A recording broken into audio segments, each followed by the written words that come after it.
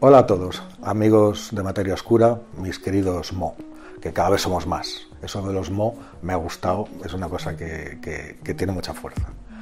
Hoy os quiero hablar del que es uno de los mayores misterios del universo. Durante un tiempo llegamos a pensar, o a veces tenemos la tentación de pensar, que ya sabemos muchas cosas, que comprendemos mucho, pero es que es muchísimo más lo que no comprendemos, ¿no? Fijaros cómo se explica, por ejemplo, y este es el mayor misterio, que tenemos dos cuerpos teóricos, dos teorías distintas, cada una muy exitosa, cada una comprobada cientos de veces experimentalmente, pero que son incompatibles entre sí.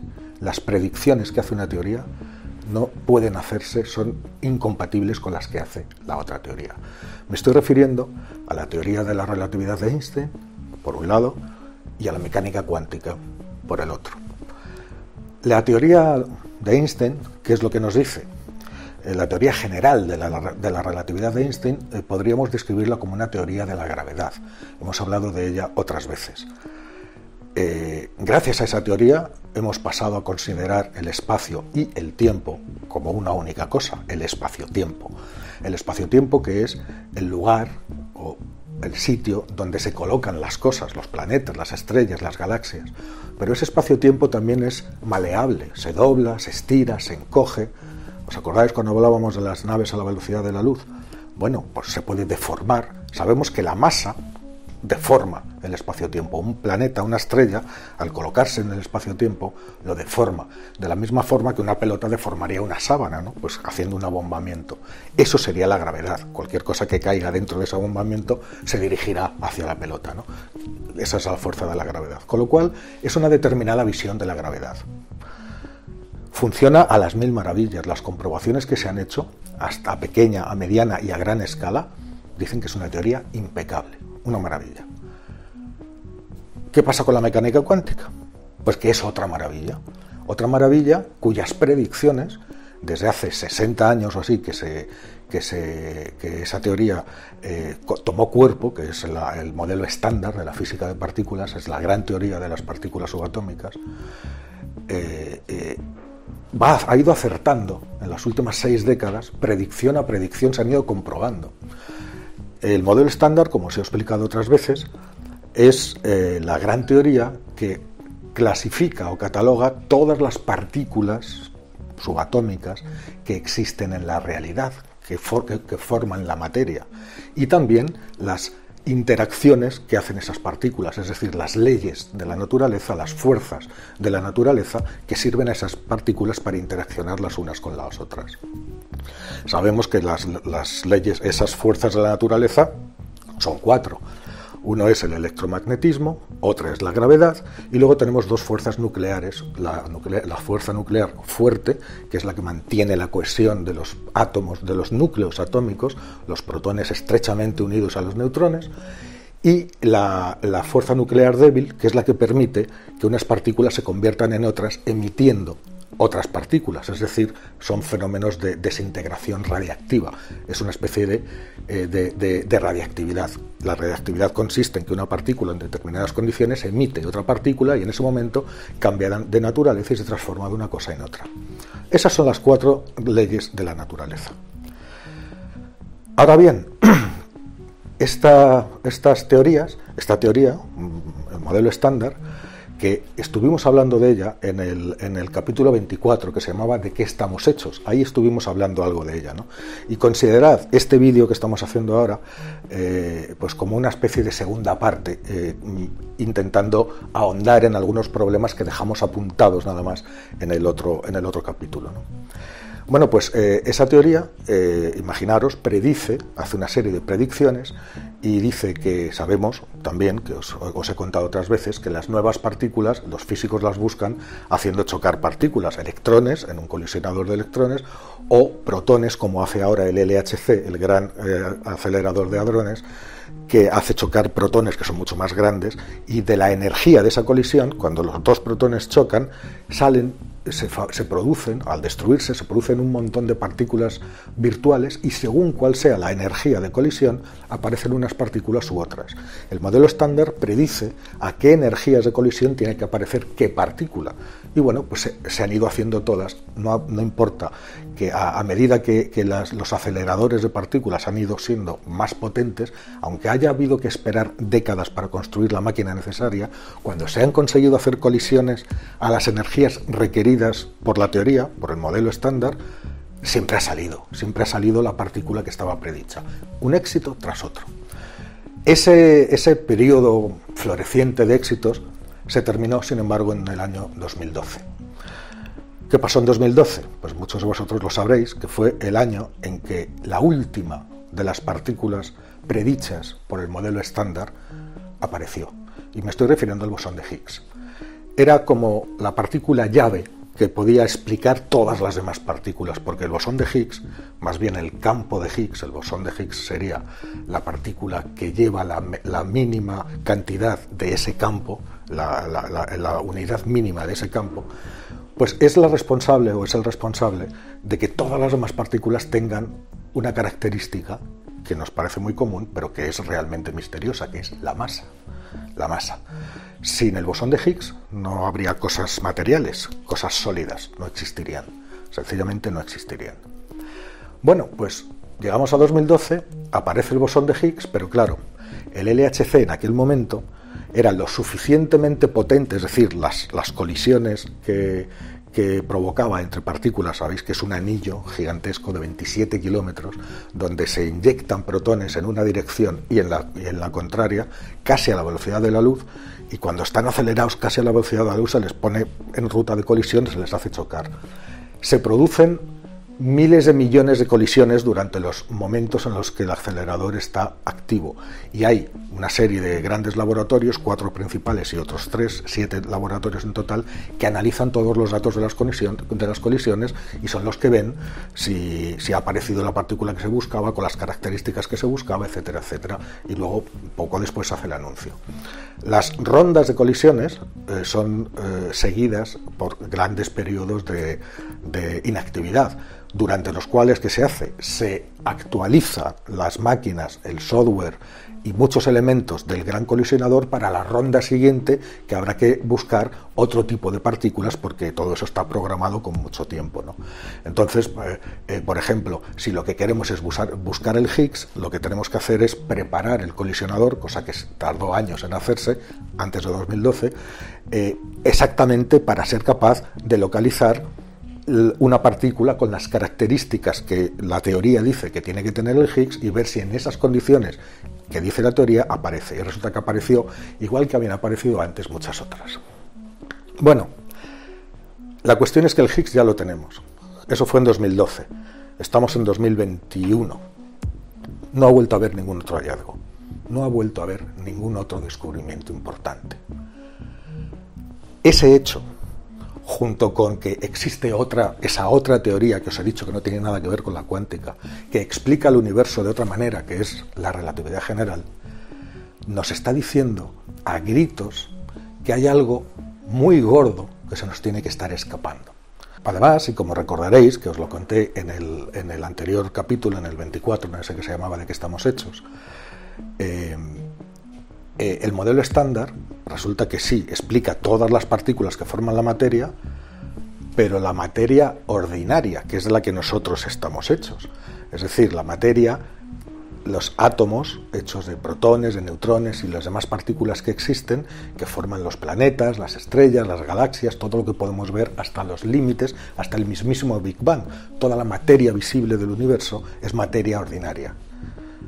Pero que toda esa materia ordinaria junta, os lo he contado, solo ocupa o solo da cuenta de un 4,5% de la masa total del universo, lo cual nos deja con un 95,5% de otras cosas sobre las que el modelo estándar no nos dice nada. Por ejemplo, el modelo estándar no dice nada ni de la materia oscura, que sería esa otra forma de materia, una materia que, por lo que sabemos, ni siquiera sabemos si está hecha de átomos. La llamamos oscura porque no brilla. La materia ordinaria, siguiendo las 4 leyes de la naturaleza, emite radiación, brilla, brilla o bien en la luz visible, y lo vemos con telescopios visibles, o brilla en rayos X, y lo vemos con telescopios de rayos X, o brilla en el infrarrojo, y lo vemos con telescopios de infrarrojos, o en el ultravioleta, o en los rayos gamma. Y tenemos telescopios en todas esas longitudes de onda para poder ver los fenómenos que suceden y las emisiones que nos llegan en esas longitudes de onda. Pero es que la materia oscura no brilla nada, no emite nada en ninguna longitud de onda, con lo cual no tenemos ningún instrumento capaz de verla. Sabemos que está ahí porque sí tiene gravedad, esa gran fuerza y tan misteriosa que ahora os explicaré. Ejercen gravedad. ¿Eso qué quiere decir? Que si hay un bloque enorme de materia oscura cerca de unas estrellas que sí podemos ver, porque son estrellas normales, hechas de materia ordinaria, bueno, pues podemos explicar los movimientos de esas estrellas, por supuesto con sus vecinas que vemos, pero al hacerlo nos damos cuenta que los movimientos, muchas veces, no basta con las vecinas que vemos, no basta con la gravedad sumada de todos los vecinos que vemos de esa estrella para que esa estrella se mueva como estamos viendo que se mueve. Se necesita más gravedad, pero aparentemente no hay nada. Ese otro nada es la materia oscura, es la que aporta esa gravedad que falta. Haciendo cálculos no solo con estrellas, sino con galaxias enteras cuyos movimientos no se podrían explicar sin una fuente gravitatoria extra a lo que nosotros estamos viendo, es lo que llamamos materia oscura. Y suma pues otro 23-24% de toda la masa del universo, que junto con nuestro 4,5, pues estamos cerca de un 27, un 26,5, 27. Lo cual nos deja con otro 70 y tantos, 72 me parece, o 73%, de otra cosa que ni es materia oscura ni es materia ordinaria, y que hemos llamado energía oscura. Más oscura todavía que la materia oscura es la energía oscura. Y si poco sabemos de la materia oscura, todavía menos sabemos de la energía oscura. Pensamos, o se piensa, que es ese tipo de energía, o la energía que hace que el universo, como sabéis, no solo se está expandiendo, sino que lo hace cada vez más deprisa. El combustible que permite al universo acelerar en su expansión, es decir, que hoy se expande más deprisa de lo que lo hacía ayer y más lento de lo que lo hará mañana, bueno, pues sería toda esa energía oscura que ya os digo que es cerca del 70 y algo por ciento de la masa del universo. Bueno, de todo eso, el modelo estándar no nos dice nada. Y por supuesto la teoría de Einstein tampoco. Tampoco nos dice nada el modelo estándar de otros misterios, por ejemplo, sobre dónde está la antimateria que falta.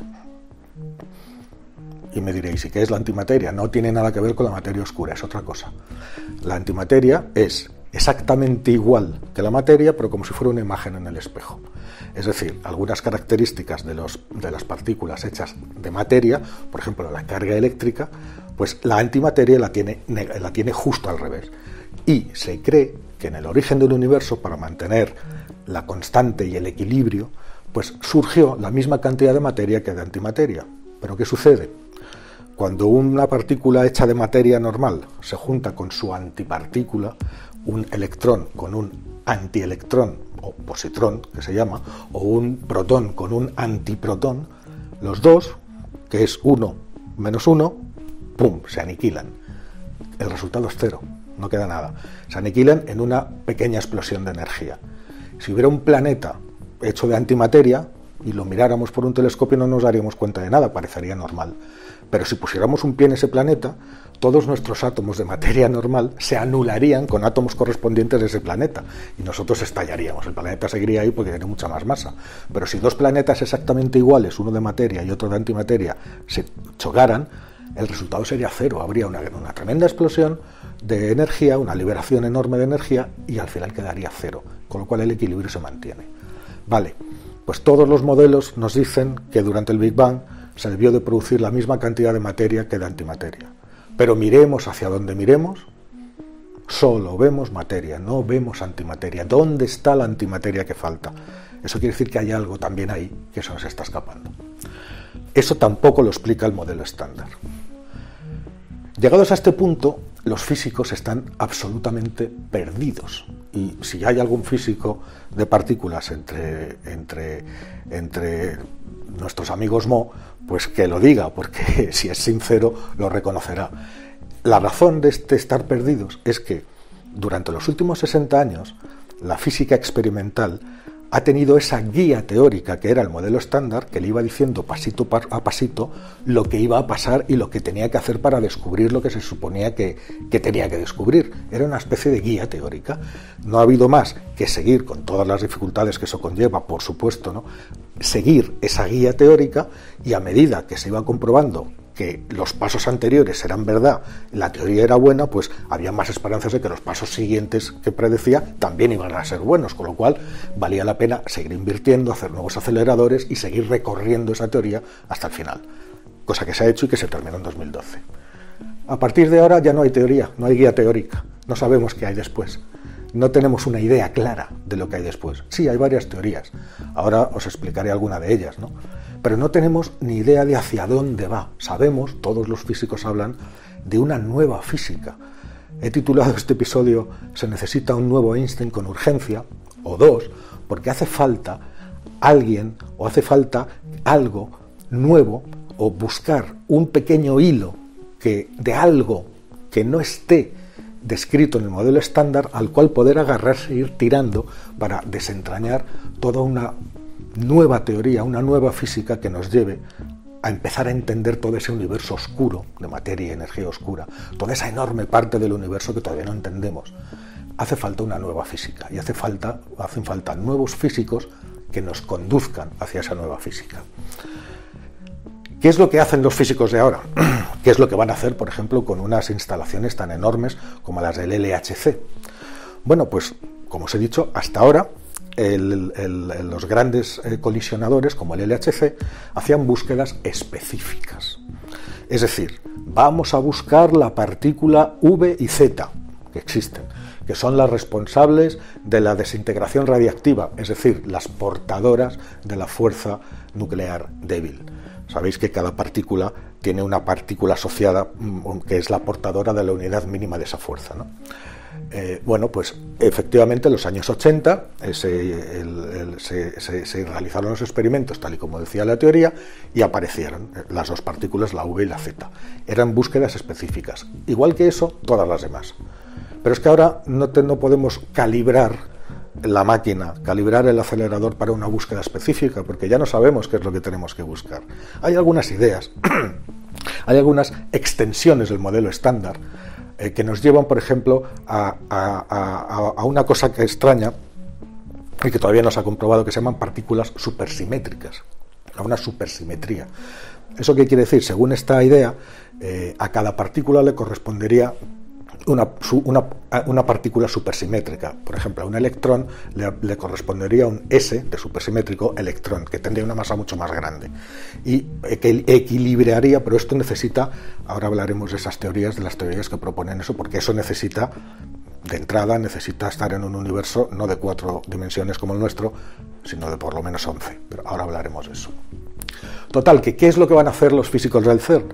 Pues sustituir esas búsquedas específicas con guía. Vamos a buscar esta partícula, lo calibramos todo para buscar esta, por búsquedas generales, búsquedas genéricas, búsquedas que yo definiría, pues, búsquedas de fuerza bruta. Imaginar por un momento, es como ir a pescar, ¿no? Y sustituir, o sea, que hasta ahora hemos estado, supongamos, pescando especies concretas de peces para los cuales hemos afinado las técnicas, los sedales, los cebos, los tiempos, todo para pescar ese tipo de pez. Y ahora, en lugar de ir a pescar ese tipo de pez, lo que hacemos es echar redes indiscriminadamente para capturar todo lo que caiga y después mirar entre todo lo que hemos capturado a ver si hay algo que valga la pena. Bueno, pues ahora en el LHC van a empezar a hacer ese tipo de búsquedas genéricas, colisiones a lo bestia, no ya afinadas para buscar una partícula en concreto, porque ya las hemos encontrado todas, por lo menos las de la materia ordinaria, ¿no? Sino para ver si aparece algo que no encaje con el modelo estándar y que nos sirva como primer paso para agarrarnos a ese algo raro que con un poco de suerte podemos capturar y a partir de ahí tirar del hilo y empezar a desarrollar esa nueva física que nos hace falta para explicar todas las cosas que el modelo estándar no ha conseguido explicar. Eso es una de las cosas que van a hacer. Y la segunda es, como no existe tiempo material para analizar todos los datos de colisiones que se han producido en los últimos 50 años, estoy hablando de que en cada temporada de colisiones se generan cientos de millones de petabytes de información. Luego eso hay que analizarlo. Por eso, a lo mejor un periodo de colisiones dura un mes y luego el colisionador está 2 o 3 años cerrado para que los científicos analicen todos esos datos de esas colisiones. Y no los analizan todos, analizan los más prometedores en función de lo que están buscando. Bueno, pues ahora, ayudados también por la inteligencia artificial, quieren hacer un barrido a toda esa enorme cantidad de datos de antiguas colisiones de hace décadas incluso, para ver si se les ha escapado algo, para ver si encuentran algo anómalo, algo que no encaje, para hacer lo mismo. Es posible que en algún lugar de los archivos esté registrado algún dato que en aquel momento no se buscaba, pero que ahora mismo nos podría dar las pistas para lo que ha de venir. Están haciendo esas dos cosas. Vamos a ver cómo les va. También está proyectado, que ya fue aprobado en el año 2019, el que será el sucesor de este colisionador del LHC, que será un colisionador todavía más grande. Si este tiene un anillo de 27 kilómetros, el siguiente tendrá un anillo de 100 kilómetros y 100 veces más potentes.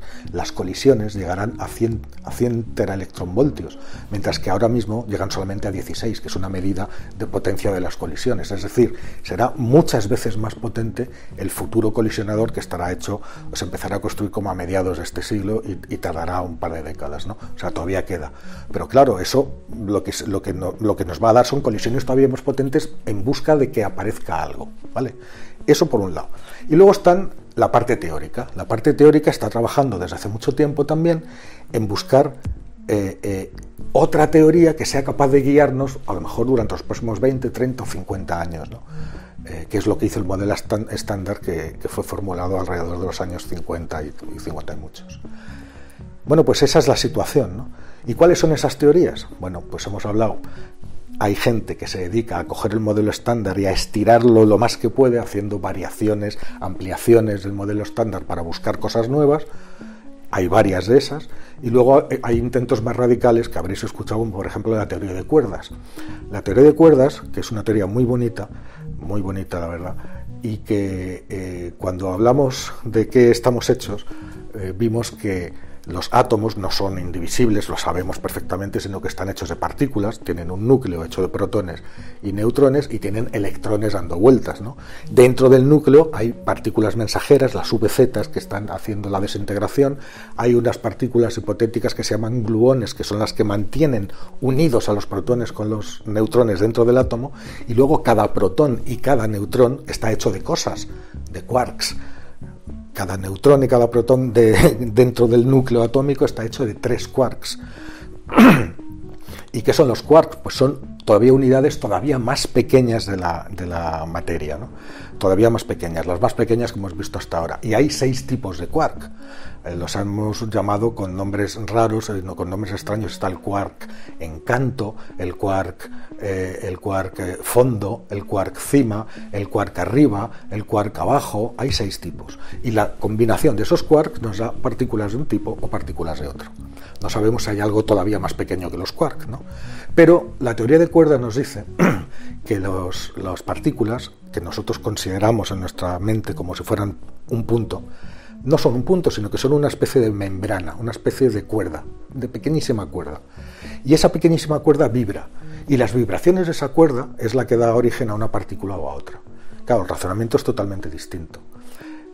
De esa manera se puede unificar, se puede intentar, estas teorías se hacen para intentar unificar la mecánica cuántica con la teoría de Einstein, ¿no?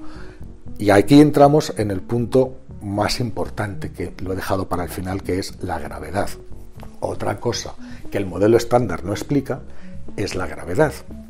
La gravedad, a gran escala, es la fuerza más poderosa que existe en el universo. Todo lo que hay se mueve gracias a la gravedad. Una muralla de galaxias está atrayendo a toda nuestra Vía Láctea, de todas las vecinas, hacia sí misma. Todo se mueve por la gravedad. El Sol se mueve por la gravedad alrededor del centro de la Vía Láctea. Nosotros, por la gravedad, nos movemos alrededor del Sol. Todo se mueve por la gravedad. Sin embargo, nadie sabe cómo funciona la gravedad a escala microscópica, a escala subatómica. No sabemos qué papel tiene la gravedad, una de las 4 fuerzas de la naturaleza, dentro del átomo, donde otras fuerzas, como las fuerzas nucleares y la fuerza electromagnética, sí se notan y son muchísimo más fuertes. Sin embargo, a gran escala la fuerza más fuerte es la gravedad. Sabemos que las demás fuerzas, la energía electromagnética tiene su partícula portadora de unidad mínima, igual que la fuerza nuclear fuerte y que la fuerza nuclear débil. Pero existe un gravitón, una partícula que transporta la unidad mínima de gravedad. Eso el modelo estándar no nos lo dice. ¿Y cómo casaría además eso con la visión geométrica de Einstein de la teoría de la relatividad, que considera que la gravedad no es una fuerza que se transmite como partícula, sino una deformación del espacio-tiempo, una curvatura provocada por la masa? ¿Cómo se casa eso? Bueno, pues todas estas teorías intentan casarlo, ¿no? La cuantificación de la gravedad es algo que es el objetivo. El problema con la teoría de cuerdas es que existen 5 teorías de cuerdas distintas y varían por las características de esas membranas, de esas branas o de esas pequeñas cuerdas que serían cuya vibración daría lugar a las partículas. Y según las características de una u otra de las variantes de esa teoría, pues tenemos cuerdas de una manera o cuerdas de otra y los resultados son distintos. Con lo cual no es posible, o no ha sido posible hasta ahora, hacer predicciones, que es lo que hacía el modelo estándar, que sean comprobables experimentalmente. Eso no existe. Hasta que en el año 1995 surgió lo que se llama la teoría M. La teoría M es un esfuerzo por unir las 5 variantes de la teoría de cuerdas y convertirlas en una sola que sea capaz de englobarlo todo. Es decir, según la teoría M, cada tipo de teoría de cuerdas no es que estén equivocados los 5 tipos, sino que serían partes diferentes de una teoría todavía más grande que es la teoría M. Bueno, tampoco tiene predicciones y además, como os he apuntado hace un momento, tendríamos que empezar a considerar muy seriamente la existencia de más dimensiones extra y de universos paralelos infinitos, ¿no? Eso es una de las consecuencias de aplicar esas teorías, que nosotros no viviríamos en un universo único, sino que por ahí fuera habría un número infinito de universos en los que cualquier posibilidad de la realidad se estaría produciendo de una forma totalmente independiente como lo hace en el nuestro.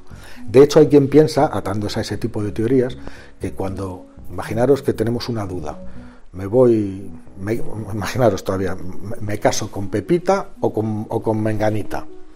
Bueno, si me caso con Pepita, esa decisión abre una bifurcación y viviré en un universo en el que me he casado con Pepita, pero hay otra versión de universo en el que me he casado con Menganita.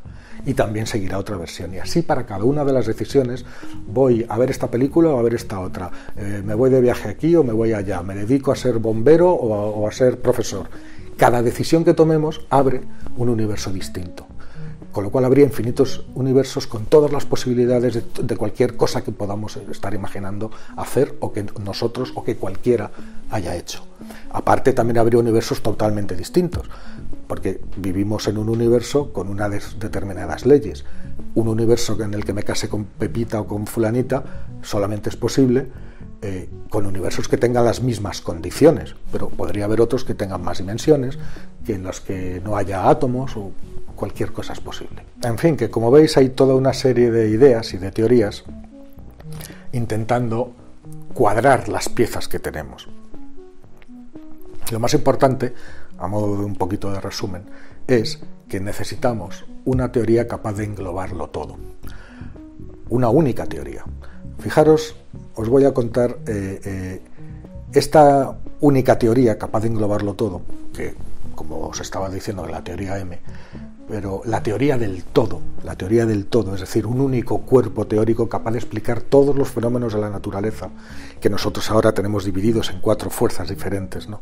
Fijaros de dónde viene. La idea es que en el origen del universo, después del Big Bang, en unas condiciones de sopa primordial de partículas en expansión, con una cantidad de energía interna brutal, con una temperatura de miles de millones de grados, partículas libres, que no podían ni siquiera formar átomos porque el nivel de energía era tan grande que en cuanto 2 partículas se acercaban para formar una partícula un poco más grande, por ejemplo, cuando 2 quarks o 3 quarks se acercaban para formar un protón, enseguida eran bombardeados por otro y ¡boom!, y eso saltaba y no había manera.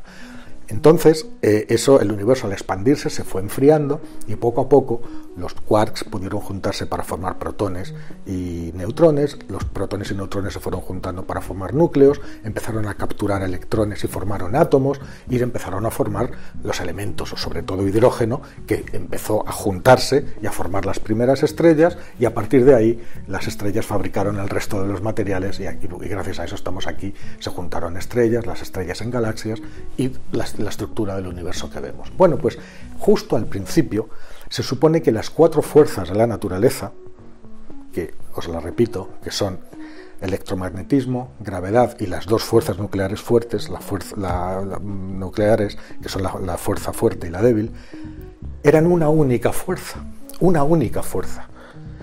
y que en el proceso de expansión y enfriamiento del universo, como cambiaron las condiciones, esas fuerzas se fueron congelando en las cuatro fuerzas que tenemos ahora, que las concebimos como separadas. Pero si somos capaces de volver a aquellas condiciones, veremos cómo el electromagnetismo se unifica, de hecho ya se ha unificado en laboratorio con la fuerza nuclear débil, y se llama fuerza electrodébil, más tarde con la fuerza nuclear fuerte, cosa que todavía no hemos conseguido, pero estamos cerca, y últimamente con la gravedad, para dar lugar a una única superfuerza. Con las dimensiones pasaría lo mismo. Según la teoría de cuerdas, al principio del universo había 11 dimensiones distintas. 11. Hay algunas vertientes de la teoría que hablan de hasta 26 dimensiones distintas. Y las dimensiones estaban desenrolladas, eran en ese mundo cuántico de la sopa primordial tan caliente, ¿no? Al irse enfriando, se fueron enrollando o plegando sobre sí mismas todas las dimensiones extra, menos las que nos han quedado, las que conocemos ahora mismo, las 3 dimensiones espaciales y la dimensión temporal.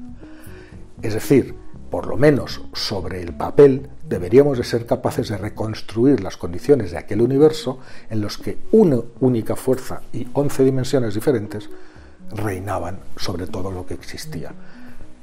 Es un proceso algo análogo al que sigue el agua, ¿no? Es una cuestión de temperatura. Si la ponemos a una cierta temperatura la tenemos líquida, si la enfriamos mucho la tenemos sólida en forma de hielo, y si la calentamos mucho la tenemos en forma de vapor. Bueno, pues las fuerzas lo mismo, se fueron congelando a medida que el universo se expandía y se enfriaba, y las fuerzas congeladas se quedaron dentro del reino subatómico, que era el que pertenecían, ¿no? No se manifestaron en la realidad macroscópica.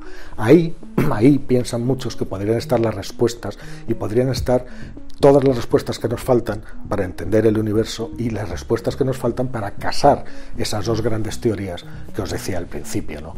Que explican también la realidad, pero uno explica la realidad a escala grande y la otra teoría, la cuántica, explica la realidad a escala microscópica, a escala de partículas fundamentales. Así que ese es un poco el panorama en el que estamos.